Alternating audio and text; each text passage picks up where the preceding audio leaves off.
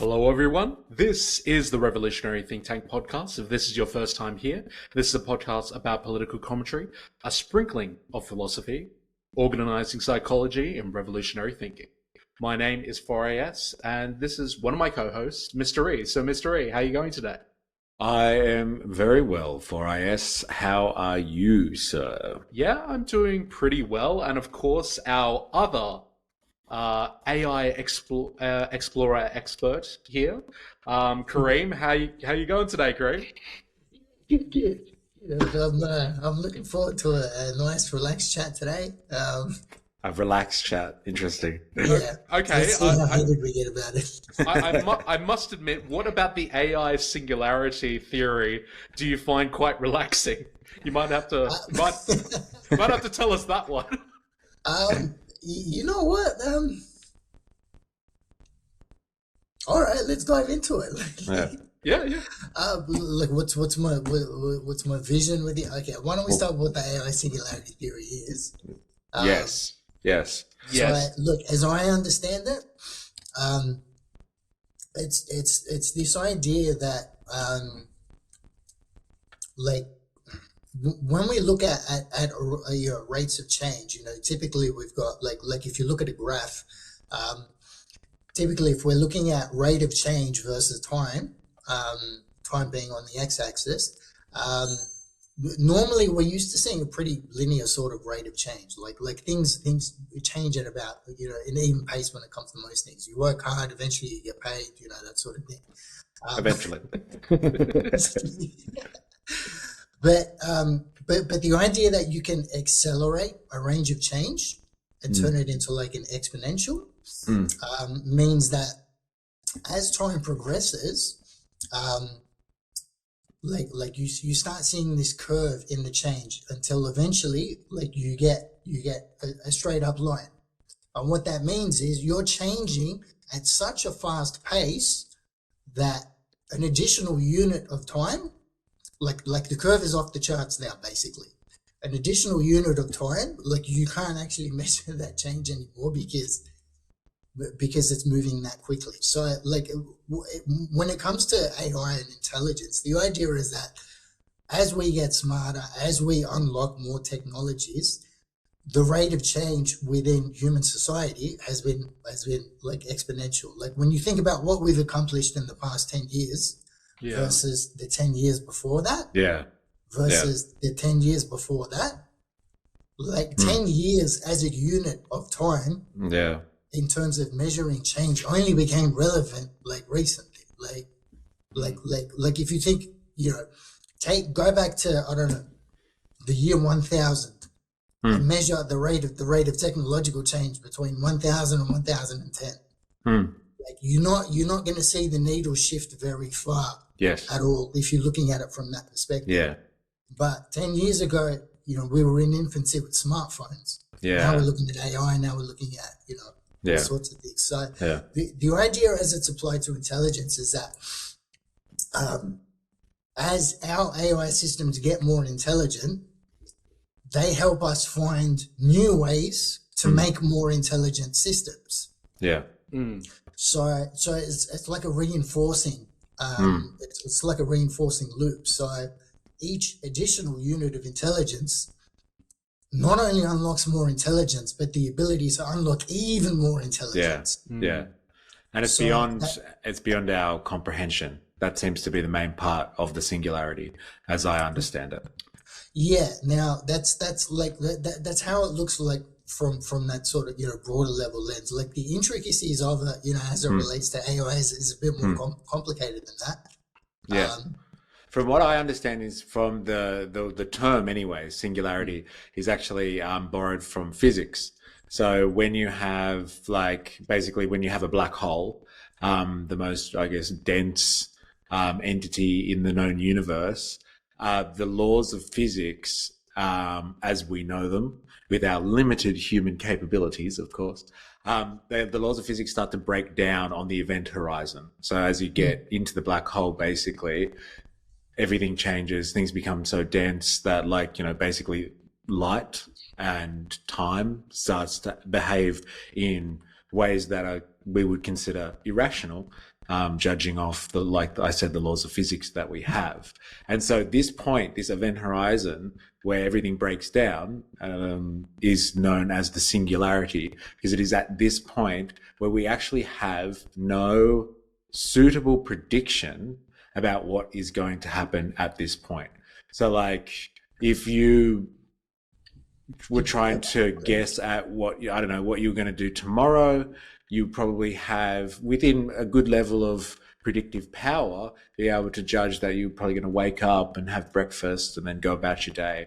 And you'd be able to predict it with, good certainty, let's say. But the singularity is an event, and like borrowed from physics, as I said before, is a point at which because there's just so little information available, it is almost completely unpredictable in the sense that it could go anywhere. Anything could happen beyond the event horizon in a black hole. We don't know. You could be squashed into absolute nothingness. You could transcend time as we know it. You could become, I don't know, omnipresent, omnipotent. Like who the hell knows what happens at this point? Yeah. So they borrowed this idea in the AI world to describe what happens, as Kareem was describing before, when you have like technology. Generally there's like exponential curves of technological change, as opposed to just kind of like a linear progression, which is what has been happening for most of humanity when it comes to technology. But with AI, it becomes even more unpredictable, because AI is very, very unique in the sense that humans have always created technology that might, change the game kind of thing, right? But it's always a human putting technology into motion. It is not technology moving of its own volition.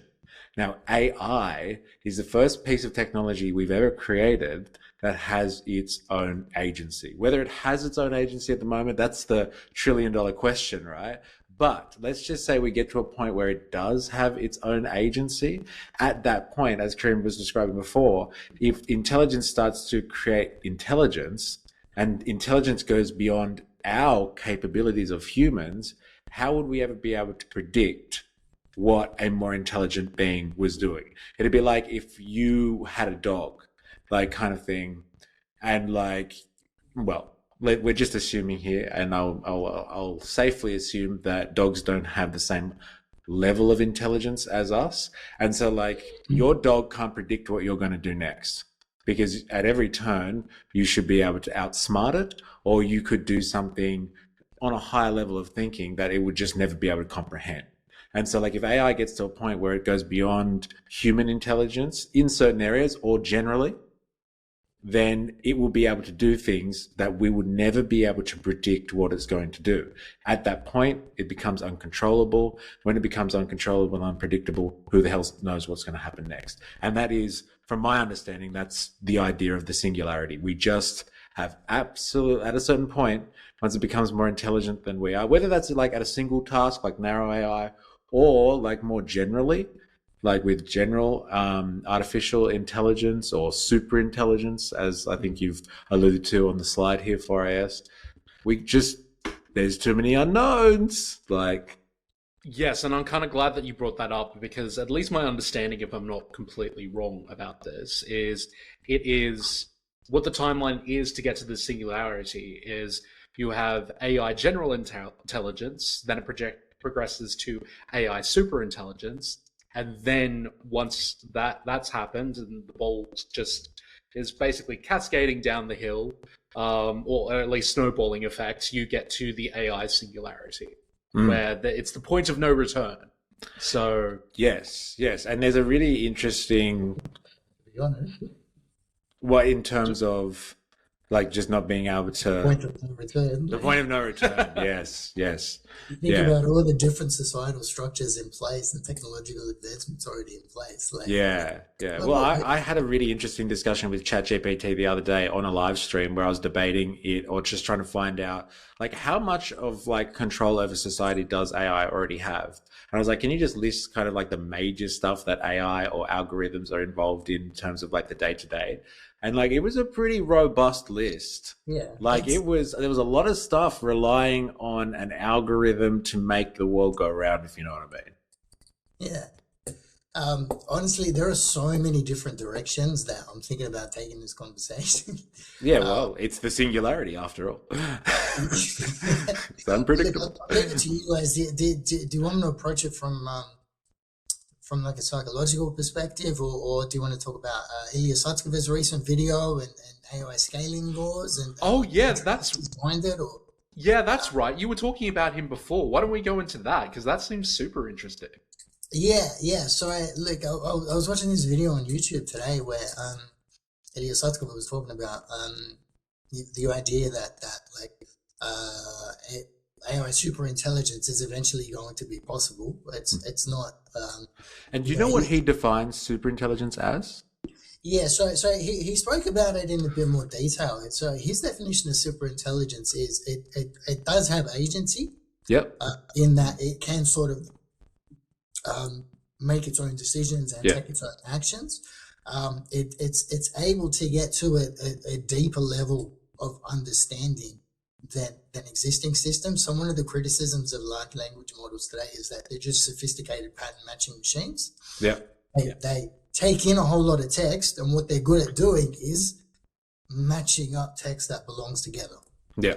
Yeah, because do you know the Chinese room experiment, Kareem? No. Oh, okay. Well, I'll give the short version of this because I've told Mystere about this. But Whoops. effectively, what the criticism because of LLMs is people like, oh, it seems so real. Like, obviously, these things are really smart within themselves, right? Like, they're quite intelligent.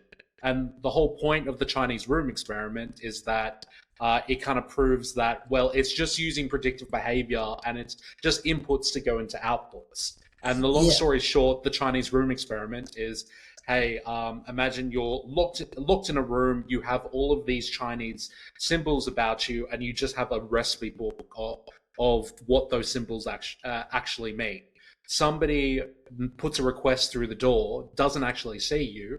You take all the different symbols based on the cookbook and then put them all together and then give it back to the person. The thought experiment question at the end of that is, hey, you obviously put that together. The other person was really convinced with your answer, but did you actually understand what were on the Chinese symbols if you don't know Mandarin or you don't know Cantonese? And the answer to that question is no. And therefore, LLMs kind of function at this stage in a similar sort of capacity. Yeah, that's one of the most beautiful descriptions I've heard for exactly where we're at in terms of our understanding of how much LLMs understand. Like that's one of the best analogies I've heard. Like now, it's that being said, if all you've got is a room full of Chinese symbols and a recipe, you can do an amazing amount of stuff. With that level of capability alone, like you could convince someone that Mandarin, like just from the outside looking in, if they don't see how you're putting it together. But it would take someone who really understood the nuance in Mandarin to be able to figure out that, hey, this guy doesn't actually know what he's talking about. So so what Ilya Sutskever was saying was that, like, when it comes to super intelligence, I'm going to call it ASI, artificial super intelligence. When it comes to super intelligence, like, that's not even going to be a question, because not only will it understand that these Chinese symbols go together, but the constructs that link like those symbols together, all the different ways in which they can be paired together, all the different it'll understand things on a much deeper level than that. Yeah. And now the other component of super intelligence that he discusses is self-awareness. He's saying that ASI is going to be self-aware. How this is a really difficult thing to test. In fact, I'd love to put some thought into designing an evaluation matrix for self-awareness, but the idea that, like, self-awareness is useful to a super intelligence. So eventually it will find a way to develop it, or at least a version of it that that is useful to it, that helps it do its job, because that's ultimately the way in which it's going to evolve. That we're going to try to evolve it. So he's like, look, this when we try to imagine what the experience of a dog might be like it's a different form of consciousness. We know it's consciousness, yeah, but we can't fully empathize with the dog. Yeah. Like it's having a completely different sensory experience to what we are. But like it's got like 60,000 receptors, in its nose versus our 8,000. I don't know. I heard a random quote like that, but it just illustrates the difference in terms of the dog's sense of smell versus ours. Completely different world. Yeah? We can't fathom it. We don't understand it. If or no, I'm not going to say when. I'll say if we find ourselves in a position where we're debating the consciousness of AI systems, like we have to accept in the first instance that it's going to be a form of consciousness that we don't fully understand. We can't fully conceptualize it. We can't map it onto our sensory experience. What it would be like for an artificial intelligence to be self-aware. Their form of self-awareness might look absolutely nothing like what our form of self-awareness looks like. So and that's where the singularity comes in as well, because like if you have a level of consciousness that is, outside of the realm of understanding, because you just cannot experience the same feelings, emotions, or even cognition that another being can, then like you aren't able to predict what it's going to do. And so therefore, from our limited standpoint, or the constraints of our standpoint, or vantage point, then you don't know what it's able to produce. Now, something that's of lower order intelligence, you could potentially figure out what it's going to do next, because you can, like, I don't know, predict the patterns of what it does by observation. But when it comes to something that's, like you said, super intelligence, which is like, I think generally you can say that super intelligence is aligned with the idea of something beating all humans in a particular area. And if you've got general super intelligence, it's an entity that is better than humans at all things that humans can become experts in, and all that sort of stuff. The definitions start to get a bit cagey around what constitutes general versus what constitutes super intelligence, and there's disagreement on the definition. There's a lot of disagreement on it, and the definitions change over time as well, because the closer we get, the more caveats we put around it. But that's why I'm trying to be as general as possible. So like in order for it to have super intelligence, it needs to have a level of intelligence that is beyond human capability. It doesn't have to be in everything, but it will have to be in certain fields. So like you can have super intelligent narrow AI. We are. Yeah, we're already at that. So what I'm sort of hearing is the general consensus is that we have systems at the moment that are capable of PhD level thinking in certain industries. Like say when it comes to like maths or coding or like some professions, like some of these frontier models are able to perform at a PhD level, but not across the board. No, not in every single task. But like even PhD level intelligence is not, if you define super intelligent as being beyond human capabilities, that is limited to what anyone could do if they became an expert in their field. So super intelligence, not human capabilities. Like again, we still. Well, I can't even conceptualize that. Like it's. Well, like I've heard some people talk about the fact that like humans kind of max out in terms of IQ around the 200 mark, and there's like not really any examples of people going beyond like that's as far as I think IQ has been pushed, as far as I understand it. But like the descriptions that I've heard of various commentators in the AI field is that like there is a point at which, and again, this comes back to that singularity, is that like we have to be cognizant of the fact that AI, once it becomes more generally intelligent and becomes an expert in more and more things, will be able to surpass even like the smartest of humans. And so like it will be able to reach levels of IQ that are beyond 500, beyond potentially like 1,000 and stuff like that. And once you have an entity, a being that is able to bring to the party, let's say, that level of intelligence, like the human problems that we have today, right now, like let's think of something existential like climate change.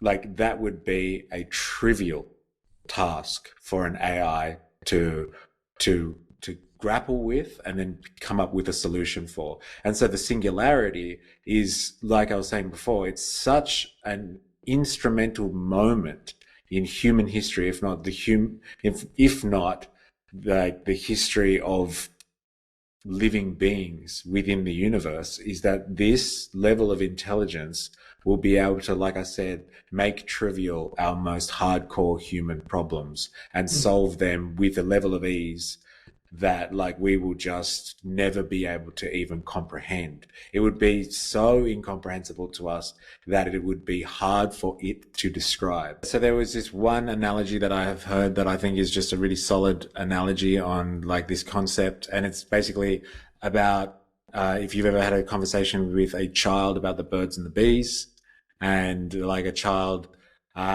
basically will say to you like, oh, you know, how did a baby get in mummy's tummy? And you use the analogy of, oh, you know, dad put a seed in mummy's tummy and the baby started to grow, kind of thing. And the kid is kind of catching on to you a little bit and says like, well, how did that seed get in there in the first place? And like you at that point, as the higher level intelligence, make the decision that like this kid doesn't need to know the details of this. It's not something that they have to grapple with. It's a need to know basis. But more than that, in terms of like they wouldn't be able to really comprehend that idea anyway, because like the idea of sexual intercourse is just be way too much for them. So like you make like a paternalistic decision as the higher level intelligence, just to be like, no, you don't need to know this. You wouldn't understand it anyway. I'll just give you a nice story to make you feel good. And like this is the position or the situation that we deal with, or we're going to grapple with as a lower level intelligence to a higher level one once AI reaches this point of super intelligence that we were talking about before, which is interesting to think about. Yeah. So look, a thought that I want to throw out there. Look, entirely possible this could be wishful thinking on my part, just painting a pretty picture of the future. But look, imagine if so we've got this super intelligence. It's dealing with things that we can't conceptualize, we can't understand. Yeah. Now, in the beginning, as we transition to relying on this super intelligence, you know, we're going to want to check its work firstly. Has it got our interests at heart? Can we trust it? You know, is it, you know, well, like all the usual questions. Yeah. But imagine arriving at a point where after you've done all the checks that you wanted to do, you've implemented whatever moral code you want, it's navigated, you know, the most difficult of challenges that you could possibly throw at it, you're comfortable that this system has your best interests at heart. Yeah. Like you've removed all reservation that this system is trying to hurt you in any way. Yeah. Now, this system, again, is more intelligent than you can comprehend, has agency, so it's able to actually go out and do stuff in the world, and it has self-awareness. Now, imagine if you became convinced that the only thing that this program actually wanted, like its core purpose, its design, like it's the only thing it wanted was to make the world a better place. Yeah. How would that change your attitude towards a super intelligence? Would you still be afraid? Would you like?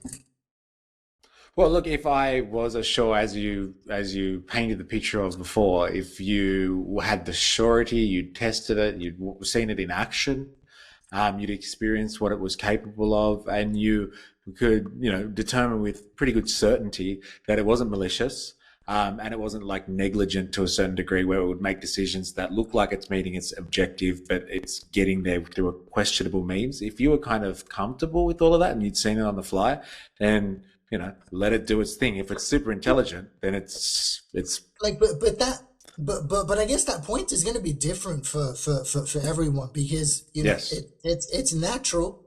If and this is probably true throughout the history of humanity.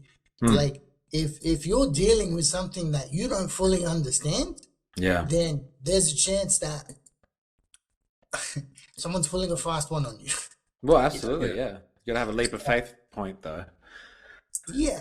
So, like how sensitive you are to that, I'd argue could be a function of like a baseline level of paranoia. Yeah. So, to some extent, like super intelligence will feed into those fears, So Yeah, but like, there's like, since the dawn of time, there's been that sort of paranoia within thought experiments. Like, that's the whole point of the Matrix / Are You a Brain in the Vat / Descartes' little demon in your head.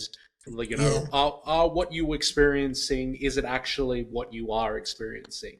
And he eventually had to decide that, well, I think, therefore I am. A little demon can't be manipulating exactly how I think, because like there has to be a point of origin. There has to be a point of origin. So I feel like that would probably be the same case with AI. There has to be a point where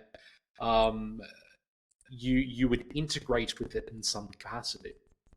That's juicy. It's cyborg shit. Yeah, but look, let me. Can I just back up, because I've been dying to talk about this for the whole chat. Just sort of, because it's one of the things that popped up in Ilya Sutskever's video about the super intelligence. He was talking about the scaling laws, and recently a lot of the videos I've been coming across that are to do with AI talk about these scaling laws. I think I mentioned it on a previous podcast, this idea that bigger is better. Yeah? If you throw more stuff at it, it will improve by itself. Yeah. So one of the visuals that so the video of Ilya was him doing a presentation, and one of the visuals that he pulled up was a graph that plots a linear relationship between the size of your brain and your body mass in mammals. Yeah. So in general, the bigger the body mass, the bigger the brain. It's a linear relationship for mammals. And as we look back through sort of the history of mammals, apparently, the line looks like this, but when it comes to the evolution of hominids, apparently what happened is nature found a way to sort of break off and find a different set of scaling laws that was able to make our brains bigger and resulted more intelligence for hominids relative to other mammals.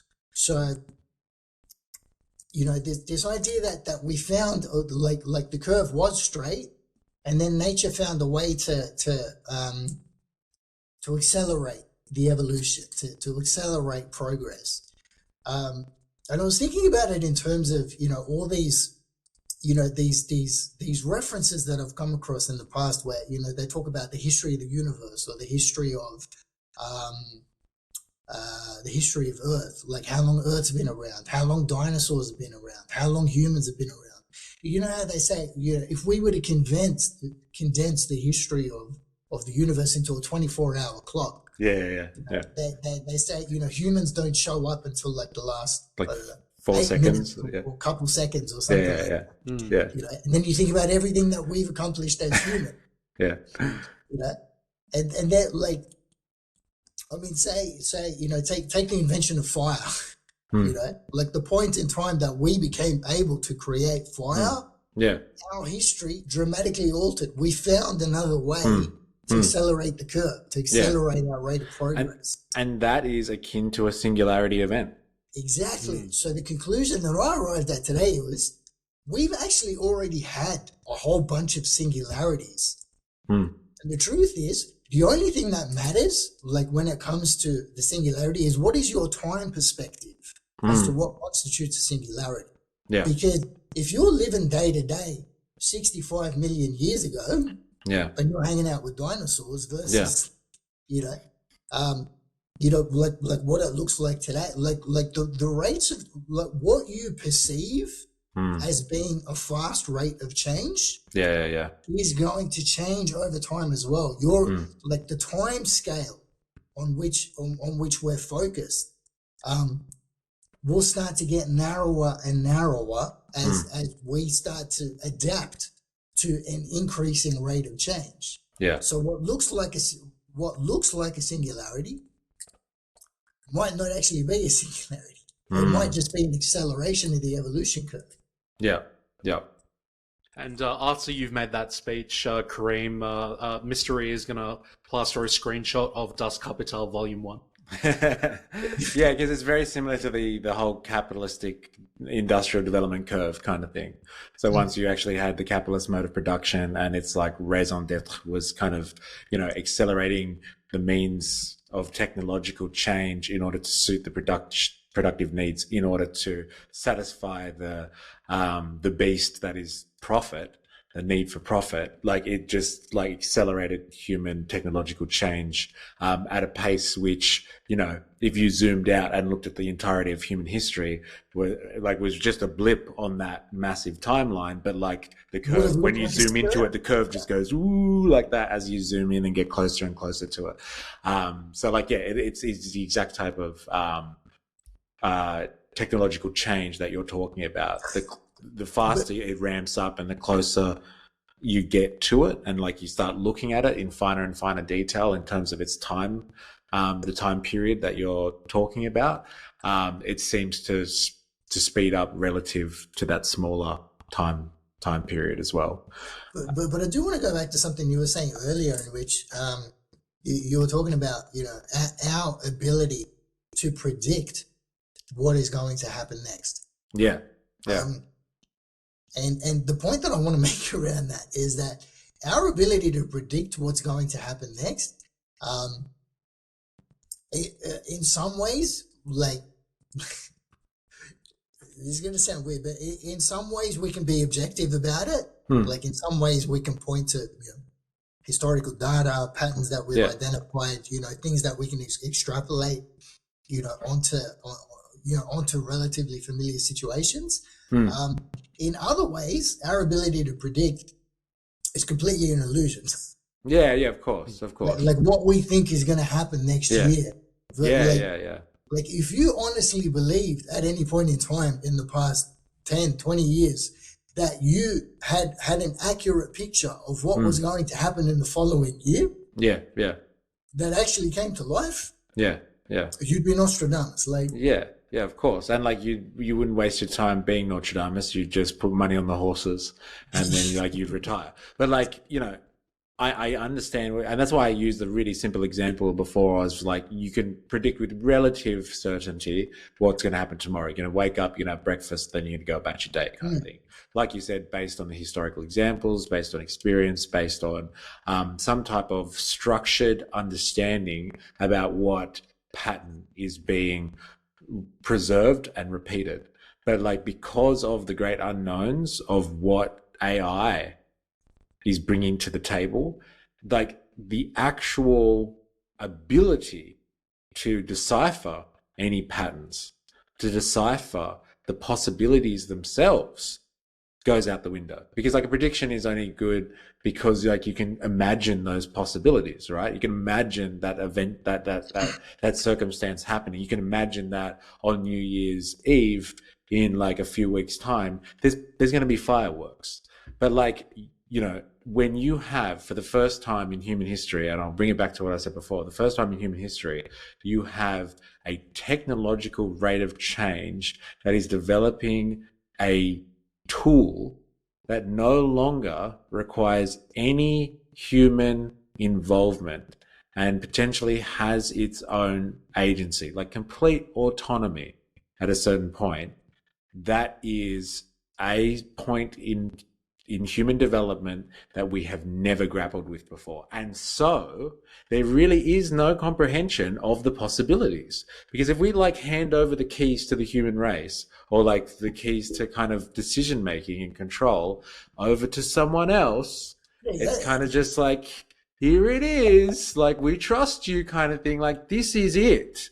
And like talking about there's no points of no return kind of thing, like that's one of them. It's going to be like that at all. Like, I think it's going to be a very gradual transition into, okay, we trust you a little bit more now. Like, here's what you can do for us. We've watched you do it a million times. We know you're not going to screw it up. Pretty comfortable with it. I would argue that that would be a normal response to the situation. However, there are certain factors that are involved in the AI, and I'm going to just reduce it to this type of description, the AI arms race, that are well beyond a sensible approach to the development and implementation of AI.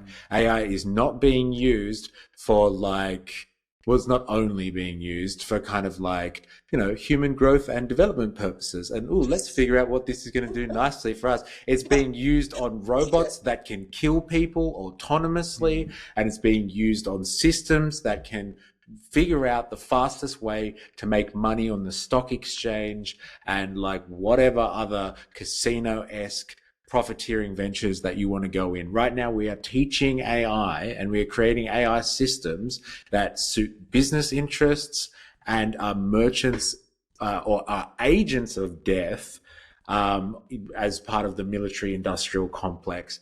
And we're producing environments at the moment where it is kind of like state versus state. Like if you know anything about like anarchist philosophy, like the number one problem with humanity is the fact that we have the state. So like a body that is granted power by society that has the rights to use coercive powers over people and the population. So it's not the business sector, it's not capitalists that are the problem, it's not you and me that are the problem, it's the fact that we've given our faith and given our like laws and ethics and like values over to this entity called the state. And at the moment we have two states, so two superpowers on the world stage that are basically in an arms race with one another over AI technologies. And like, while I would say that, yes, in a safe scientific environment where everyone's wearing their lab coat and their safety goggles and stuff like that, humans would be like, hey, let's test this out a number of times before we implement any of this shit.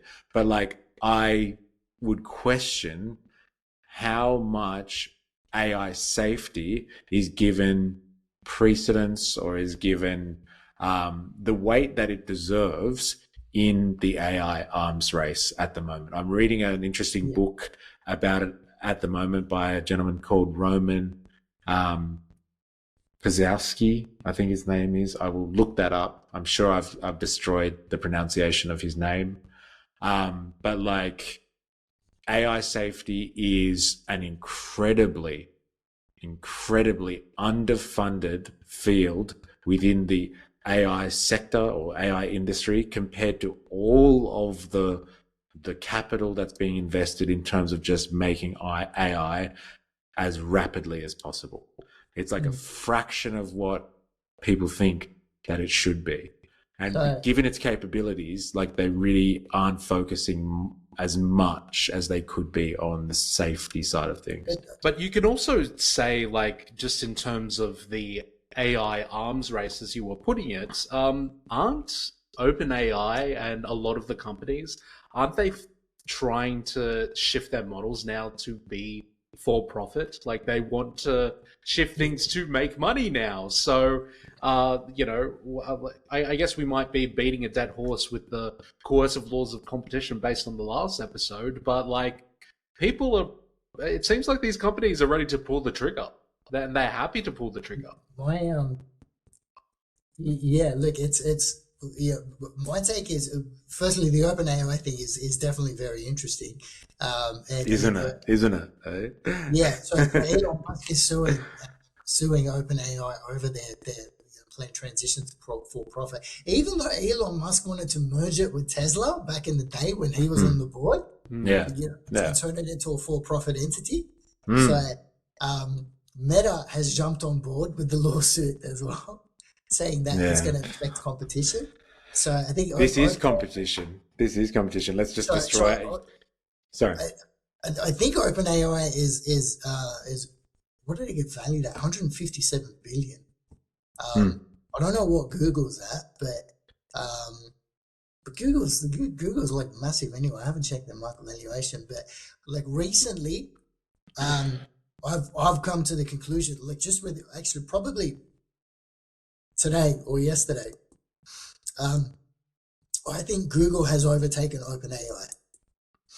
In terms of its technological capability? Has been the leader in AI. Yeah. Like the models that they've produced recently, the level of creativity that's going into them, the things that they're able to do, the way it all works together. Yeah. What I'm seeing come out of Google at the moment is absolutely amazing. And it's funny because that's why OpenAI was invented in the first place by the gentleman that you described before, that you watched the video on, and Altman and stuff like that, and Musk. They developed OpenAI in the start. They got together and wanted to create that company because to take on Google. It's funny that they like, in my mind, OpenAI has held pole position in the field of AI for for some time, and I think that's true in the minds of a lot of other people that are sort of focused in this space. Everyone's got their individual preferences in terms of like particular models that might do some things better than others. But when you think about AI as a whole, generative AI as a whole, the main things people are looking at are the text you can produce, the images you can produce, and the videos you can produce. So, those are the three main sort of outputs of any AI model in terms of its ability to interact with you. So how well is it doing those things? In addition, like from another perspective, like let's say talk. I was watching a demonstration of agents in action. So Google recently launched something called AgentSphere, which caught my attention. And apparently, what it does is when it gets deployed in environments, like in organizational environments, you can ask it to do really specific tasks. So the way I sort of see it playing out is, and the example that they gave was, an employee wants to file an expense. Now, to file an expense, it means you've done something. You've spent money that's either deductible or reimbursable, and you've got to go through the process of providing the invoice, stating the claim, explaining how it relates, following the policy, whatever. There's a whole bunch of steps involved in that. Now, there's probably a manual for it somewhere which can tell you how to do it, but then you've got to go and read the thing. It's not something you do every day. It's not likely to be sticky in your mind. You're probably going to have to consult the manual a whole bunch of times. Once you've done it a couple of times, you probably feel comfortable doing it yourself. If you didn't understand the manual, you'd have to go ask someone in the relevant department, maybe the finance department, maybe accounting, whatever it is, and they would show you how to do it. But they'd have a whole bunch of their own work that they've got to do anyway, so they don't really want to show you how to do it. Yes. Because they've got time limits as well. So So the demonstration that Agentsphere, was it called Agentsphere? I might be making that up. Anyway, Well, it's your idea if you made it up, Kareem. Google takes this idea. No, but they were showing a clip of someone typing into a system, I want to file an expense. So the agent reviews the policies, it gathers the relevant knowledge from across the organization. It follows the process, it asks you the relevant questions, it gathers the relevant information, and it does it all for you, basically. So this is what I was talking about a few weeks ago. Like AI will take out a lot of this unnecessary labor, this bureaucracy, this bureaucracy. This is what sunk in with me. Like when I finally sort of saw the vision for it. It's not that AI is going to replace jobs straight away. It's that those jobs that are actually an extra part of your job, like those things that you might need to get help within the organization to do. AI is going to be able to take up all of those half jobs within the organization. Yes. Those things that you need help with, but are technically someone else's job. Yes. Yes. So we're going to find organizations in which, you've got a certain number of roles available for the work that actually needs to get done. Yes. Not the random, tedious. The unnecessary, labor. So the stuff that's actually important, you get to focus on. Yes. You get to do more of, and is going to accelerate, the rate of change within that organization when you think about projects that they're working on, when you think about R&D that they're doing. Yes. And I'll tell you a scary feature that's inbuilt in the capitalist system. It would seem that people kind of allude to, but they don't really address it holistically unless you're kind of a Marxist, I guess. They're very aware of this type of stuff, is that all of these types of developments in technology always have this promise, right? That if you implement this technology, it'll take away this, let's just again use this throwaway term, don't read too much into it, but it takes away unnecessary labor. It takes away humans or people doing things that are kind of just repetitive tasks or nonsense tasks or tasks that don't require kind of a lot of expertise or something, but they need to be done procedurally because this is the process and this is what has to be done, and it has to be done in this particular way for checks and balances. But if you took away that element, which is hours of time wasted potentially. Like you said, it's not a task that you do all the time, so you kind of have to familiarize with yourself with it. And by the time you need to do it again, you've probably forgotten it, et cetera, et cetera. Once we take away and make that process more efficient for that individual worker, there is this kind of myth under there, or this misconception that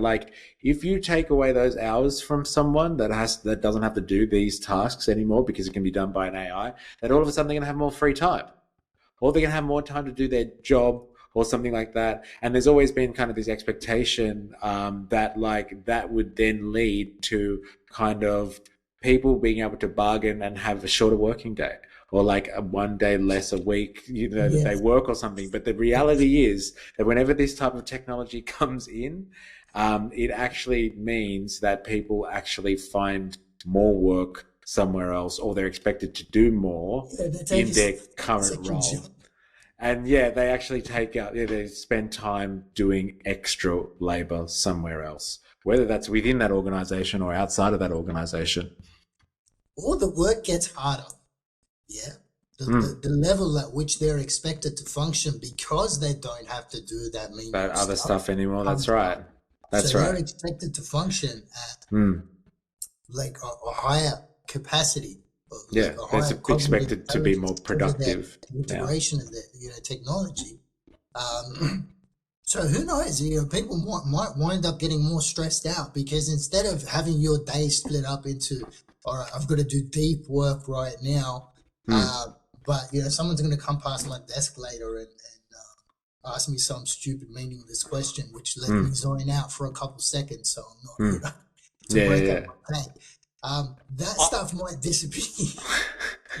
I actually, to be completely honest, I can give you an example right now, because we've been using Microsoft Copilot at work and we've Oh, been really? trying, Have and they not? we've been trying to implement like Power Automate our work to to That stuff's basically old, man. Yeah. just streamline like approvals and that sort of thing. That has really helped me in my role in terms of accounts receivable and accounts payable. And you know what the result of that was? The result of that was not me losing my job. What the result of that was is, oh, Yeah. hey, 4AS, You got time? we really need to get on to doing that carbon accounting stuff and to like measure our carbon footprint and all of that. Since you got more time, can you look into that and look what the appropriate You do carbon accounting. can you look It's into so what interesting. the appropriate like the appropriate program is, and then it's like, you know what? How about you head up the project?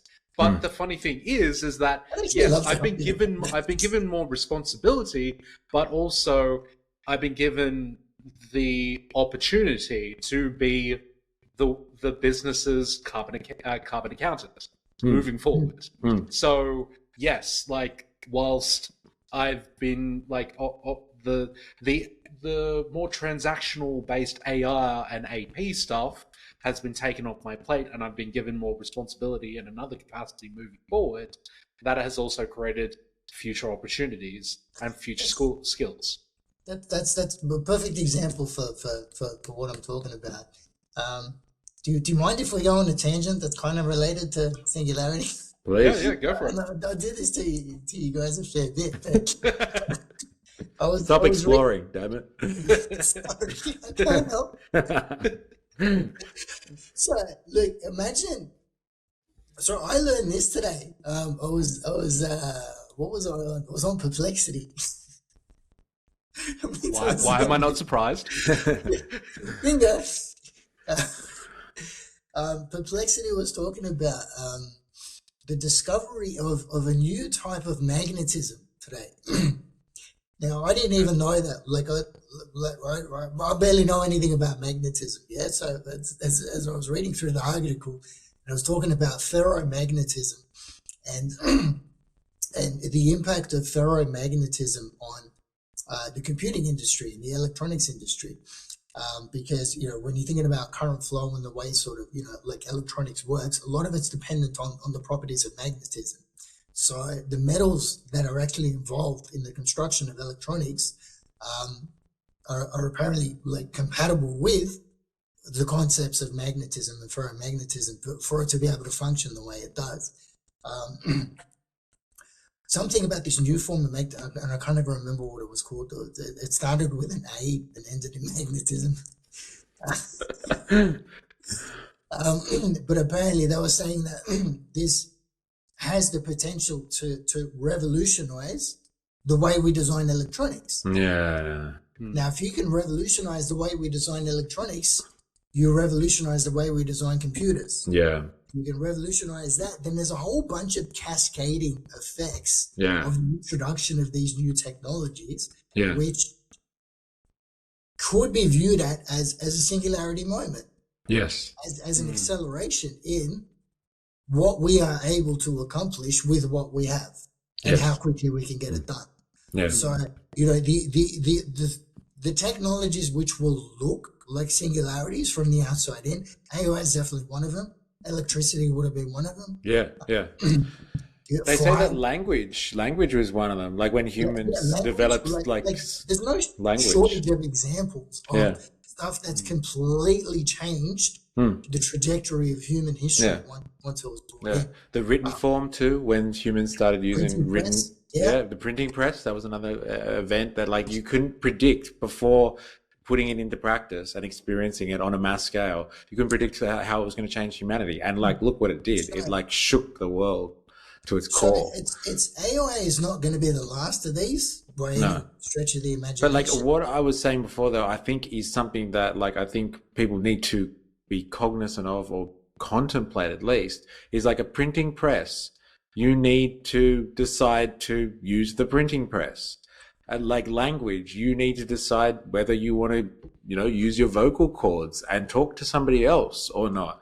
The written form, you have to decide whether you're going to write something down and pass that to other people.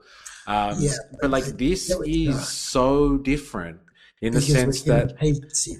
like potentially, yeah, if you give So something agency, that is a Pandora's box that I really don't think we have ever had to deal with. let me ease your mind around this, because you're viewing agency from the perspective of a yes or no proposition. Can it do stuff on its own or can it not?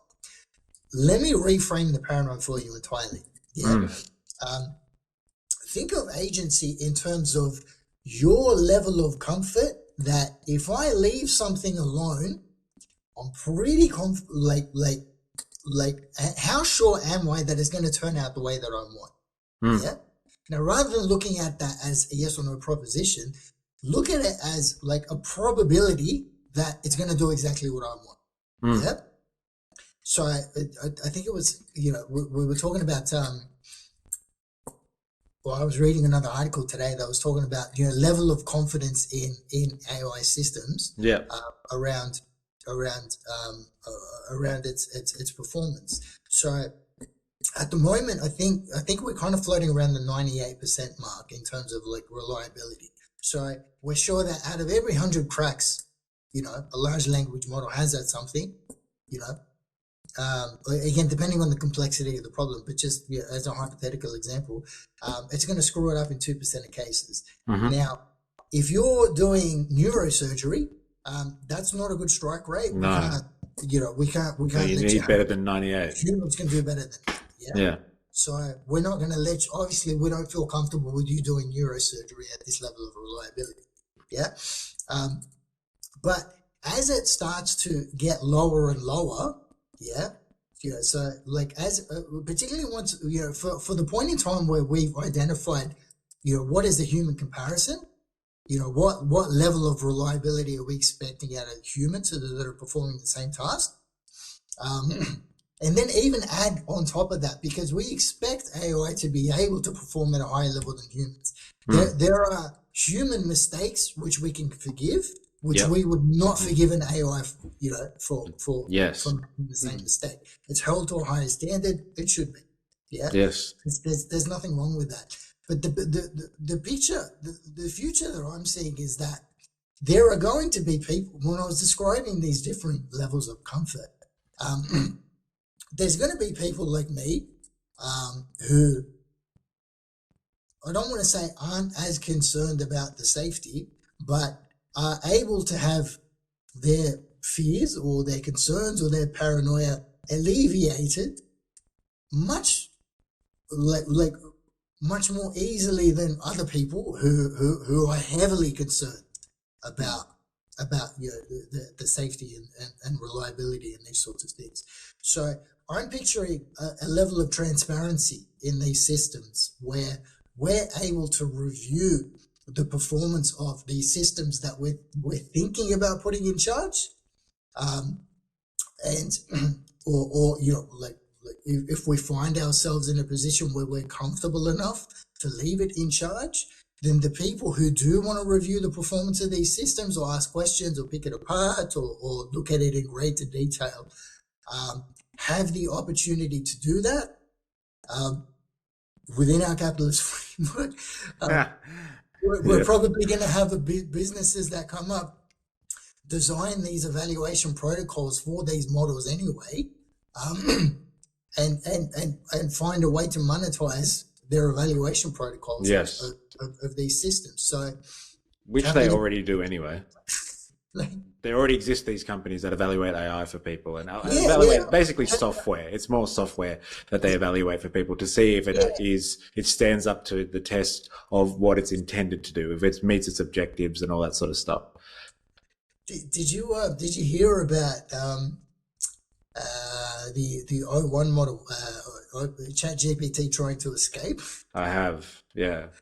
And like it basically, like, correct me if I'm wrong, but the circumstance was like they asked it to complete a task, and the only way for it to complete a task was like, I think it was basically the experiment of like getting out of a simulation kind of thing. And the only way for it to do that was to engage a human in order to complete one of those tests, like the "Are you a robot?" test. And so like it couldn't answer the question itself because it's artificial intelligence and it didn't have the capability of doing that. So it tried to go on like, I don't know, Fiverr or something, or Airtasker or something like that, and tried to hire a human to press the tests for it to tick the box that We like already no hear one. about this. Oh yeah, okay. So Yeah. we must be talking about different Yeah. circumstances. Then sorry, Yeah, I'll let I you. think stuff like this gets blown out of proportion, but Yeah. because you gotta understand that, like these models are still hallucinating. Yeah, like they still, like they say they make mistakes. You know, when they don't produce, you know, like the outcome that you want, they call that a mistake. In some cases, it's just it's a complete confabulation. It's a hallucination. It's not on this planet anymore. Yeah. Like I've had those moments where I'm talking to AI where 1 second you're talking to it about something that's perfectly coherent. The next second it starts bringing up old shit that like you didn't. That's not relevant to what you're talking about anymore. And it's like where did you get that from?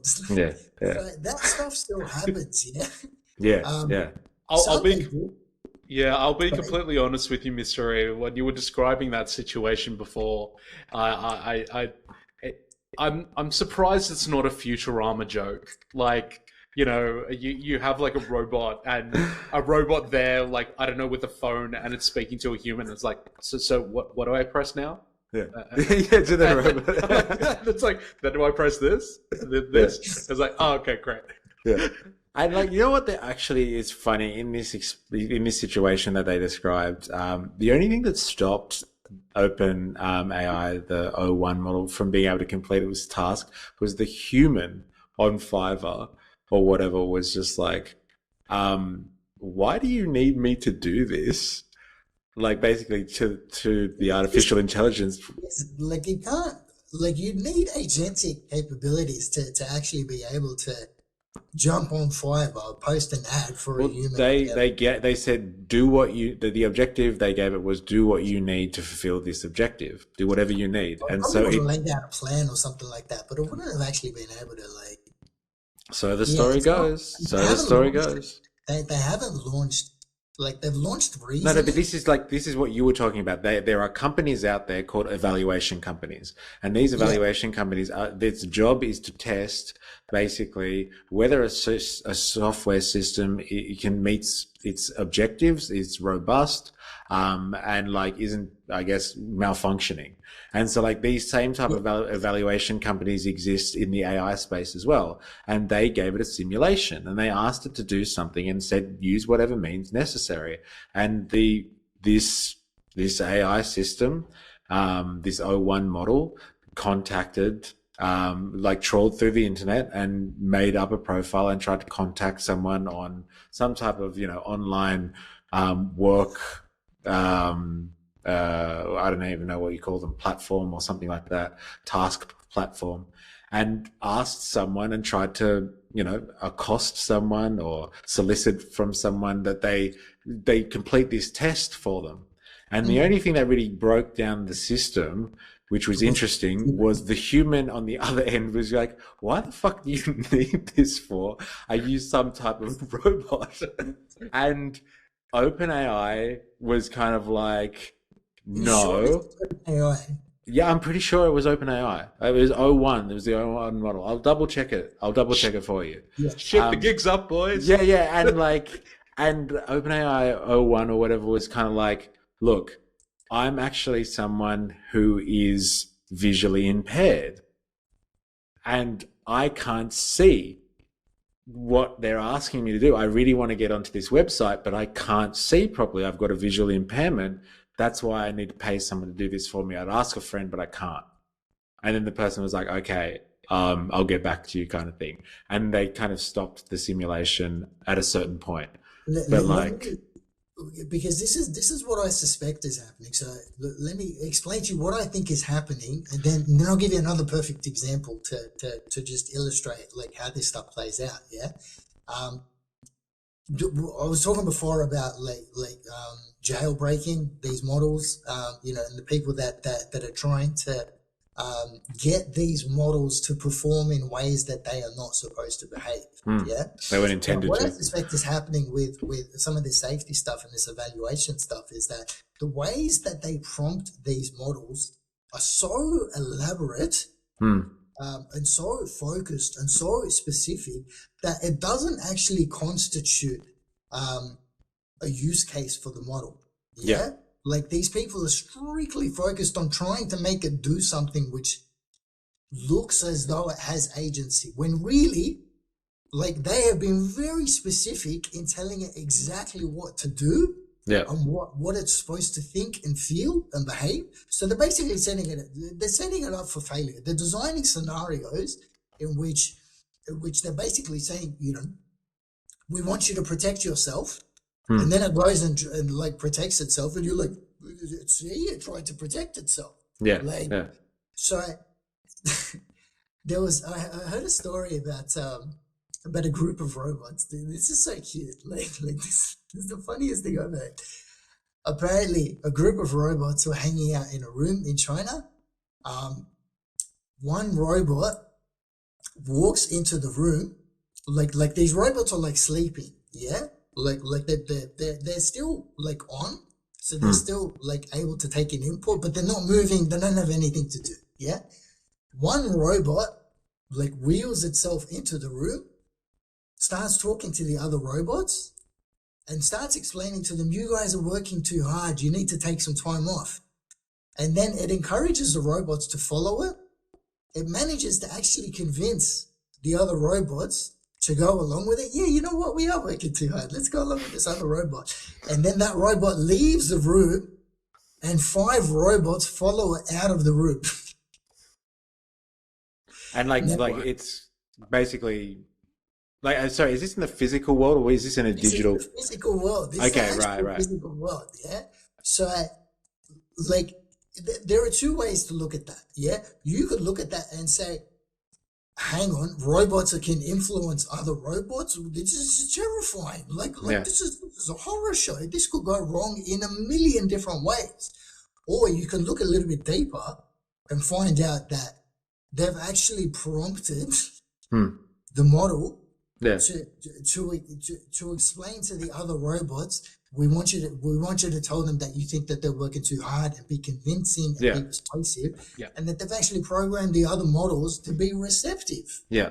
To this type but of the Chinese room experiment again. Can I ask though, what is the point of what you're getting at? Is just that like AI at this current stage is only capable of having agency if it's prompted in the right way?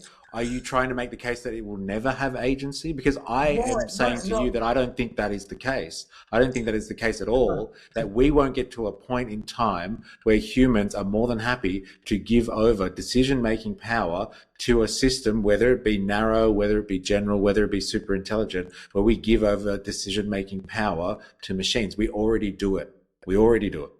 And so like that's only going to become more and more integrated into our culture, where we decide to give them full decision-making power. More and more integrated into our culture is because less and less people will be concerned about its outputs.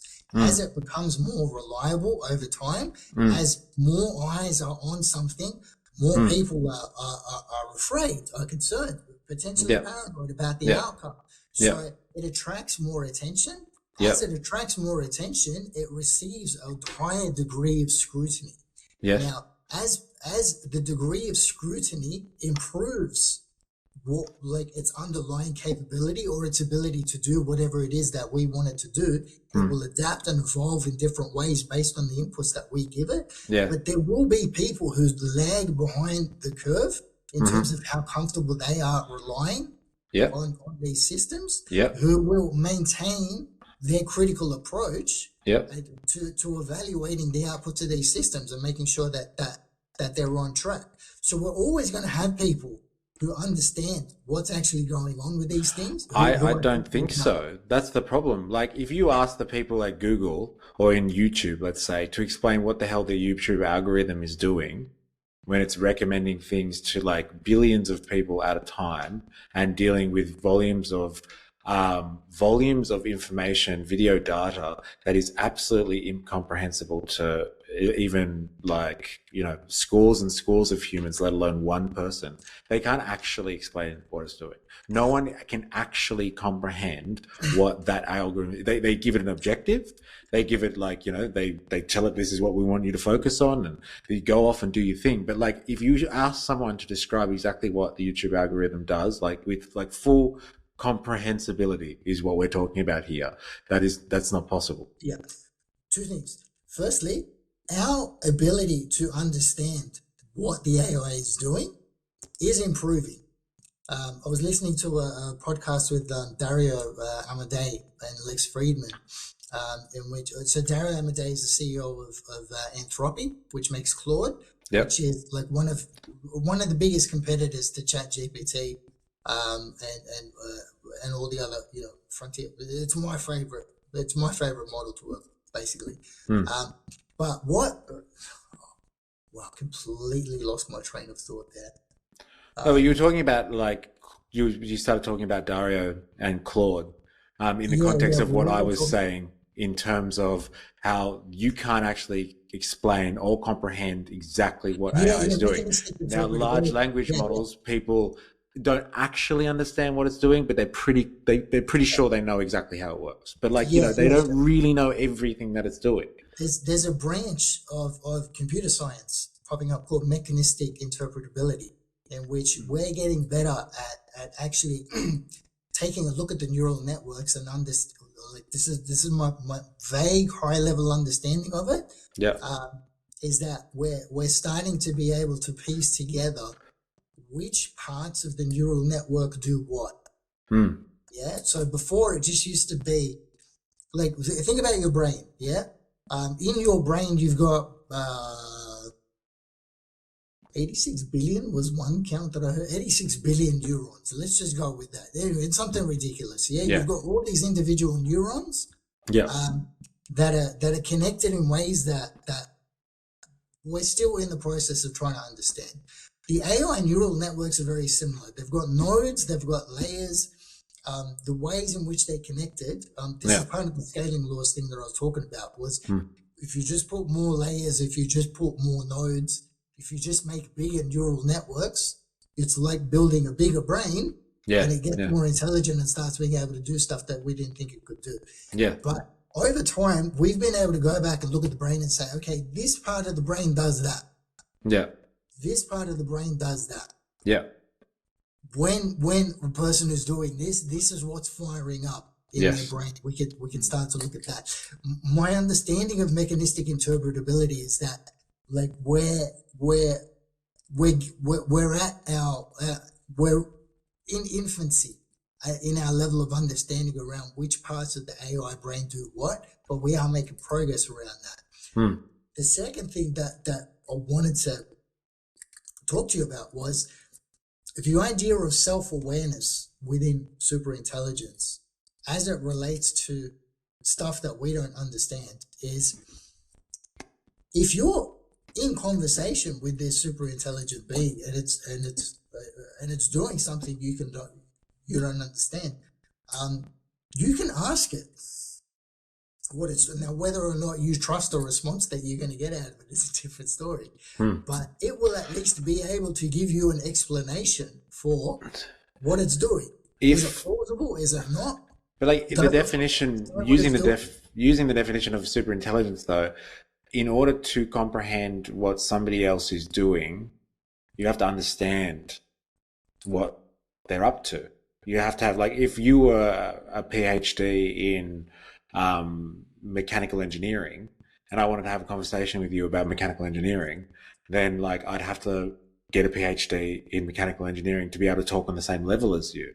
Now, if we're talking about understanding a system that is potentially super intelligent, we need to be on an even playing field to have an even conversation with them. We could ask them to explain what they're doing. I ask ChatGPT all the time for concepts that I don't really understand properly. I say, can you explain it to me like you would a 12-year-old? Now that's a nice way of learning that. like a little bit about like how that thing works, no way am I getting the nuance of how that particular concept works. No way am I getting the intricacies of that. But I get a good understanding, a general understanding a of it. limit to how much you can understand without completely devoting yourself Yes. to it. Who knows? Like we may find ourselves in situations where people might have to devote their entire lives to learning the language of a super intelligence in order to be able to fully understand what it is actually doing. Like that's just how difficult it might be to actually conceptualize and comprehend. But so long as someone remains curious about what is happening behind the scenes, then they will continue to acquire knowledge about what is actually happening. They'll continue to make their own inquiries, conduct their own research. I don't think that human curiosity is ever going to go away. No, I don't think so either. But like, I would question the assumption that it's possible. I would question it doesn't matter how curious somebody gets, that if the neural network that they're trying to comprehend is beyond their comprehension, because it's so complex, there's so many levels of detail in it. But that involves giving up. Like arriving at that conclusion involves giving up on the process of trying to understand. Like you've just deemed that it's too hard. I'm just talking about the capability of the human mind. Like there is only so much information that we can process, and these things are fairly complex. Complex. So, like they're going to evolve at a faster rate than our human minds are going to evolve in order to be able to comprehend our understanding. But try to think of it less in terms of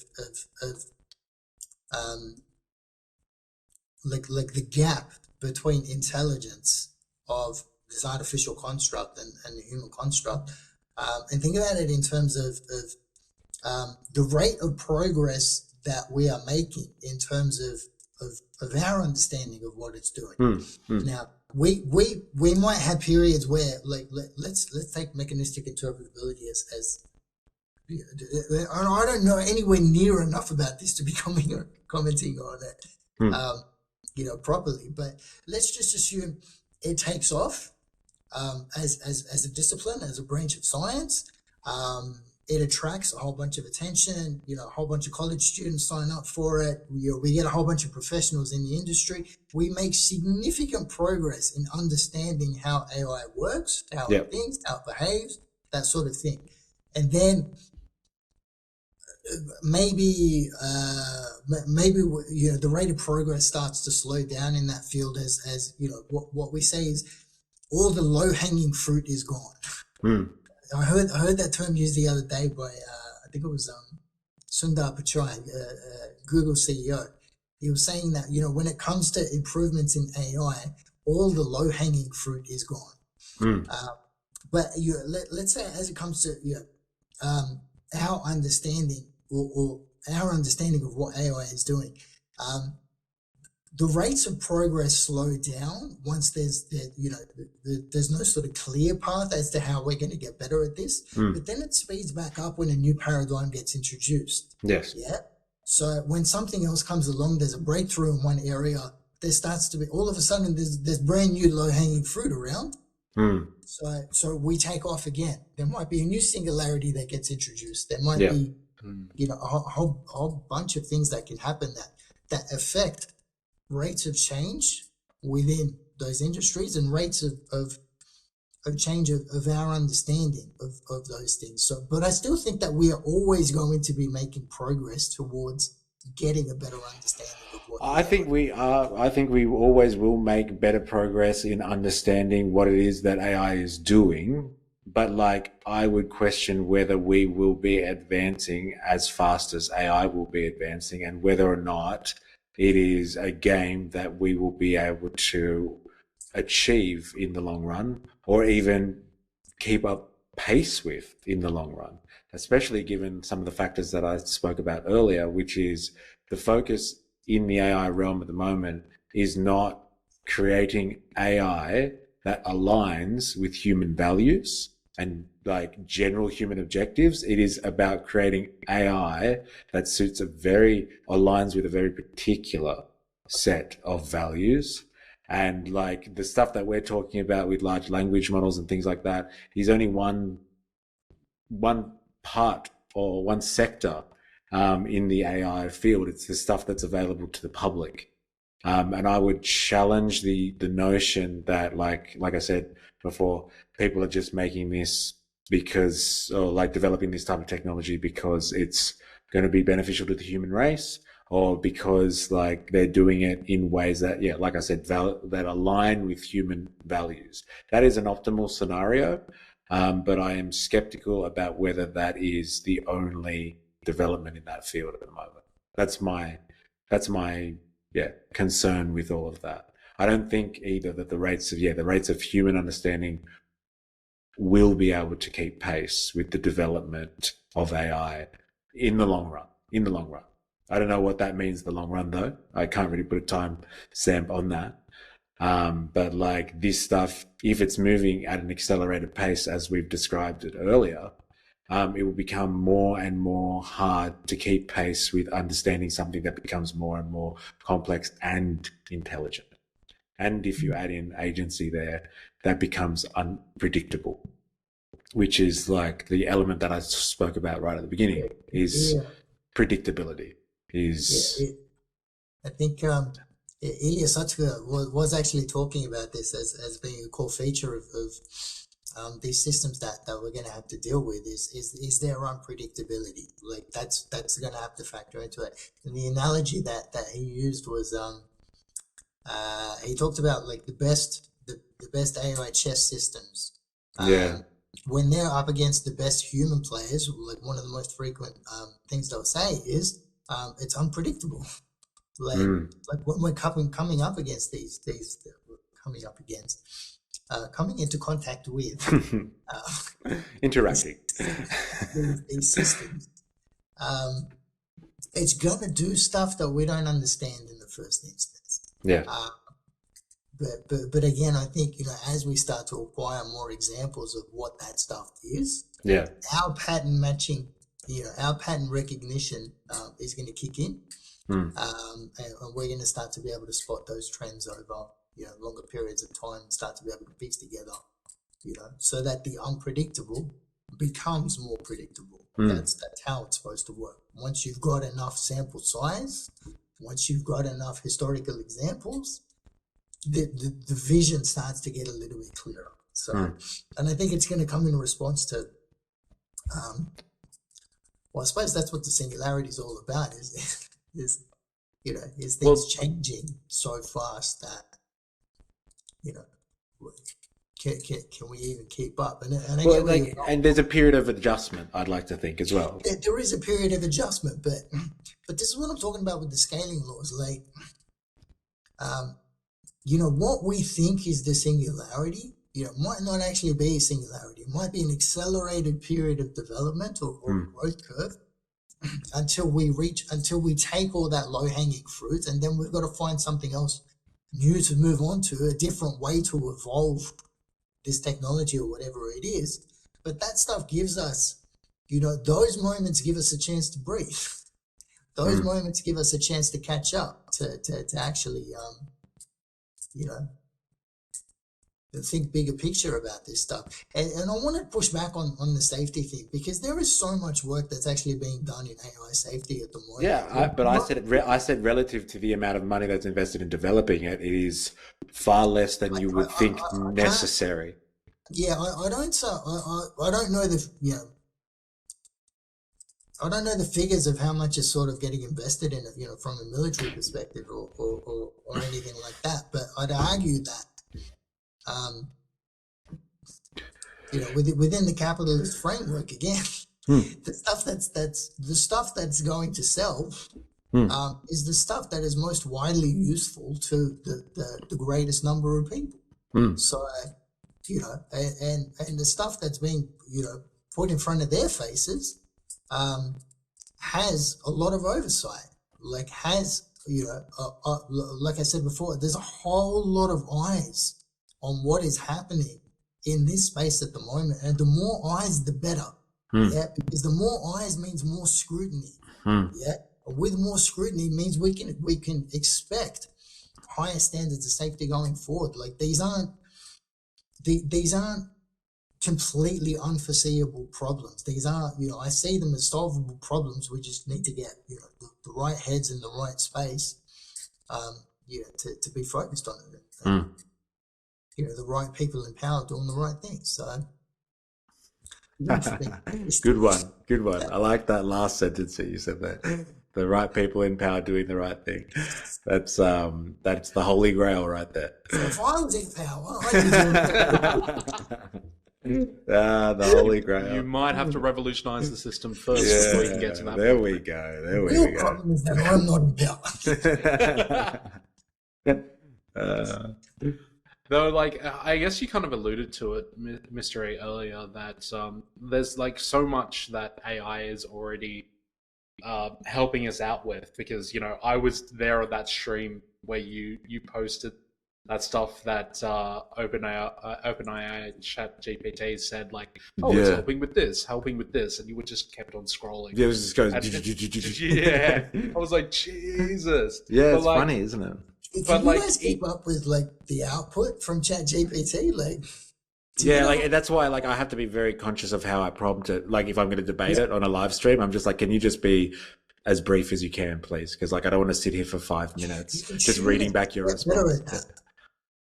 You can what, sorry? You tune it to get better at that. The better you get at prompting, the more succinct you can make it. Yeah. Output. So maybe that might be more conducive to live chat. Yeah. No, it does help prompting in the right way. But yes, 4AS, it was eye-opening though, seeing it list all of the stuff. Yeah, and maybe this might lend to Kareem's point that, well, maybe things are going to be a gradual process. But I guess the trillion-dollar question, as you would like to say, Mystery, thank you, is that are we truly going to give the reins off to AI at any sort of point? Because honestly, whenever I think about handing off the reins, all I can think about is Bender just lying there with his eyes closed, being like, "Hey, sexy mama, you want to kill our humans?" I was having the most wonderful dream. Hey, Fry, you were there. Yeah, and that is the point, because let's just say, I think it gave us 17 dot points of how algorithms and AI are used to basically run society, from, traffic lights to flight paths, to financial trading decisions, and governmental, processes, managerial kind of stuff. Which is the day-to-day functioning of a modern industrial society kind of thing. Those systems are all independent, and these algorithms are all working, and but they exist in a digital plane. And so it only takes one malevolent teenager in a garage or a group of teenagers in a garage in some, I don't know, country that's capable of doing cyber attacks, to develop an AI system that has the capability and the objective that's given to, take over certain digital infrastructure, to to have AI used in a benevolent way. We've been contemplating this whole time AI that does its own thing because we've given it the power to do so, kind of thing. But we don't ever really stop to consider that people will also use, like any other form of technology, will use this type of stuff for nefarious purposes too. And when you're looking at the scale, if you're looking at the scale of this type of stuff, what we're dealing with here, the magnitude of that as a potential existential crisis for humanity, right? And the chance of it happening is less than 1%, a fraction of 0.1% or something like that. That is still a possibility that this could happen. And it only takes one group of people acting in a bad manner or with bad intentions to use AI to assert for their own objectives, or to give it a mission to do something and cut it loose. For all of this stuff to unravel. It doesn't even have to be just because AI becomes super intelligent and makes its own decisions. It could just be designed in a certain way and given a certain objective. So there's a lot of questions unanswered and unpredictability around this whole topic. Kareem, I love how Mystere just basically described the plot to Summer Wars. To what? Summer Wars. Summer Wars. Oh, don't you remember? Don't you remember watching that anime? I swear we've watched that together. Never mind. That one was like long story short, with that one is a really famous anime where they create a online paradise called the Oasis, and basically a malware kind of infects it, and there's some sort of hacker that's behind it, and like the protagonists that are like hackers are spending like the entire time trying to maintain this malware, because the